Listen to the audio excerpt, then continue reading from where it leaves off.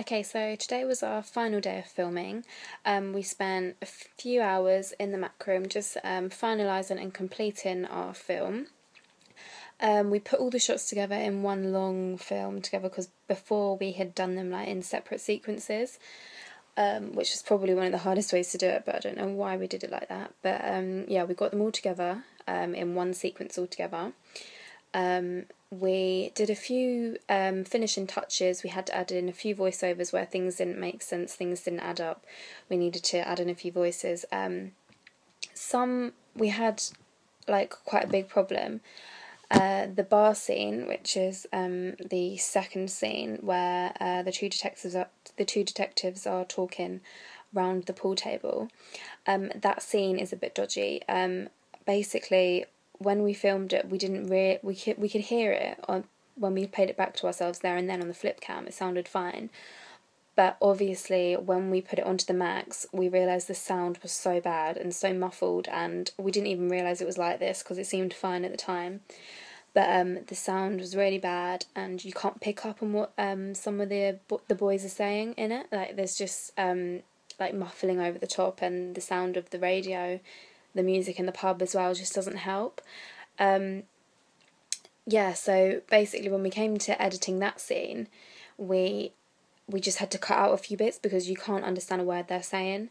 So today we put in a few shots of like them putting balls around the pool table and then walking, things like that, and did voiceovers where you can't actually see their mouth talking. So it sounds a bit weird because it goes from like them talking to face, and you can hear the sound all right, and then from a voiceover which is really clear, and it just doesn't.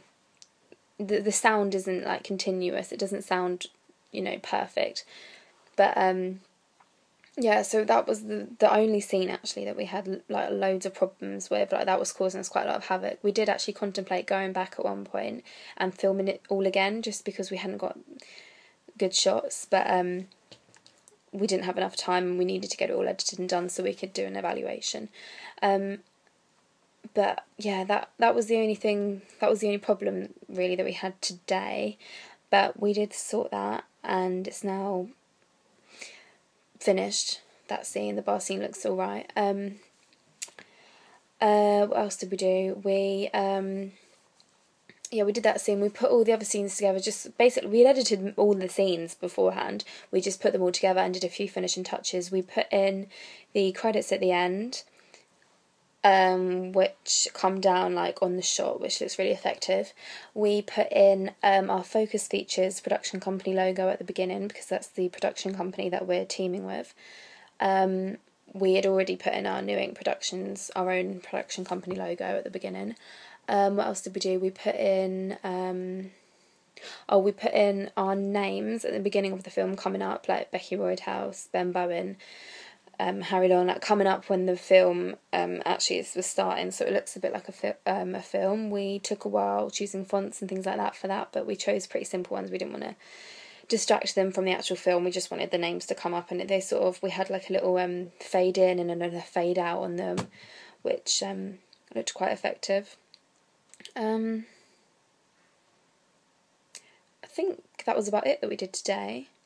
So once we had it all together, we had to render because we did it on Final Cut Pro, which is a Mac, like a Mac file, which it's like a Mac production that you can like edit films, edit pieces of films, and it's really good.